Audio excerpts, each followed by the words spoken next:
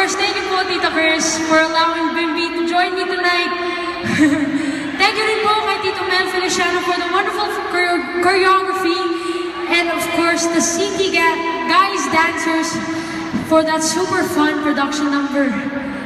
Sabi po nila, ako lang po yung total performer. Pero I think, total performer din po si Bimbi. Di ba, you're welcome, Bim.